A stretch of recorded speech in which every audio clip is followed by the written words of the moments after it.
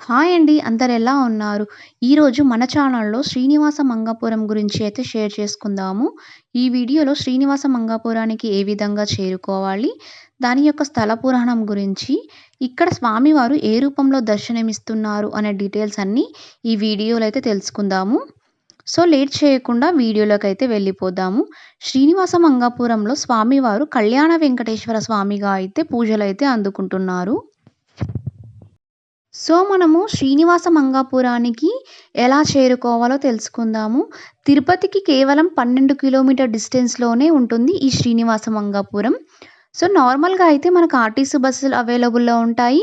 లేదంటే లోకల్ కార్లు గానీ, ఆటోస్ అయితే అవైలబుల్ అయితే ఉంటాయి.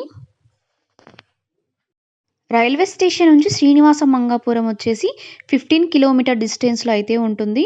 మనకు రైల్వే స్టేషన్ నుంచి కూడా బసెసు, ఆటోసు, కార్స్ అయితే క్యాబ్స్ అలాంటివైతే అవైలబుల్ అయితే ఉంటాయి. ఇప్పుడైతే మనం టెంపుల్ దగ్గరికైతే రీచ్ అయిపోయాము.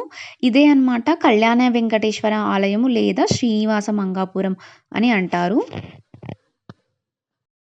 ఇప్పుడైతే మనం ఈ టెంపుల్ యొక్క స్థల పురాణం గురించి అయితే తెలుసుకుందాము. నారాయణవనములో శ్రీనివాసుని కళ్యాణం ముగిసిన తర్వాత శ్రీ వెంకటేశ్వరు పద్మావతి సమేతుడై తిరుమలకి అయితే బయలుదేరుతారు. శాస్త్ర ప్రకారం పెళ్ళైన దంపతులు 6 నెలలు కొండలు ఎక్కడం కానీ, పుణ్యక్షేత్రాలు వెళ్ళడం చేయకూడదని అగస్త్య మహర్షి చెప్పడంతో అగస్త్య ఆశ్రమంలో 6 నెలల పాటు అయితే ఉంటారు ఈ వెంకటేశ్వర స్వామి. ఆ సమయంలో ఆశ్రమానికి దగ్గరలోనే తిరుమల కొండ కింద కళ్యాణి నది తీరాన ఉన్న ఈ శ్రీనివాస మంగాపురంలో ఎక్కువ సమయం అయితే గడిపారని స్థల పురాణం అయితే చెప్తుంది. మా దర్శనం అయితే కంప్లీట్ అయిందండి. దర్శనం అయితే చాలా బాగా జరిగింది. ఇక్కడ స్వామివారు అయితే 9 అడుగులు ఉంటారు. అంటే తిరుమల ఆలయంలో విగ్రహం కంటే కొంచెం ఎత్తులోనే ఉంటారని ఇక్కడ పురోహితులైతే చెప్తున్నారు. ఈ ఆలయానికైతే ఒక ప్రత్యేకత ఉందండి. అదేంటంటే, ఈ ఆలయానికి ఎక్కువగా పెళ్లి కాని వారు వాళ్ళ తల్లిదండ్రులతో వచ్చి కళ్యాణం జరిపించడం అనేది విశేషం. కళ్యాణం అంతా కంప్లీట్ అయ్యాక అర్చకులు ఇచ్చే కళ్యాణ కంకణం కట్టుకుంటే 6 నెలల్లోపనే వివాహం జరుగుతుందని భక్తుల నమ్మకం. తిరుమల కొండ వెళ్ళలేని వారు ఇక్కడే స్వామివారిని దర్శించుకొని తరిస్తుంటారు.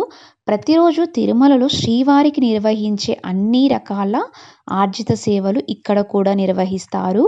అలాగే శ్రీనివాస మంగాపురంలోని ఆ శ్రీనివాసుడు తిరుమలకి వెళ్తూ తన భక్తులకు 2 వరాలైతే ప్రసాదించాడని పురాణాలైతే చెబుతున్నాయి.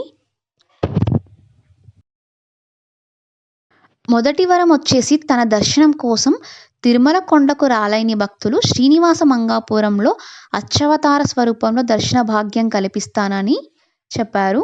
రెండవ వరం వచ్చేసి పద్మావతి దేవిని పరిణయం ఆడిన తర్వాత తను విడది చేసిన ఈ పుణ్యక్షేత్రం దర్శించుకున్న వారికి సకల శుభాలు కలుగుతాయని, పెళ్లి కాని వారికి కళ్యాణ సౌభాగ్యాన్ని అనుగ్రహిస్తున్నట్టు పురాణాల్లో అయితే చెప్పబడింది.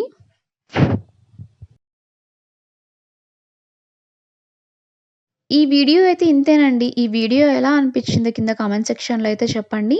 నా ఛానల్ ఇంకెవరైనా సబ్స్క్రైబ్ చేసుకోకపోతే ప్లీజ్ ఛానల్ అయితే సబ్స్క్రైబ్ చేసుకోండి. వీడియోకైతే ఒక చిన్న లైక్ ఇవ్వడం అయితే మర్చిపోకండి.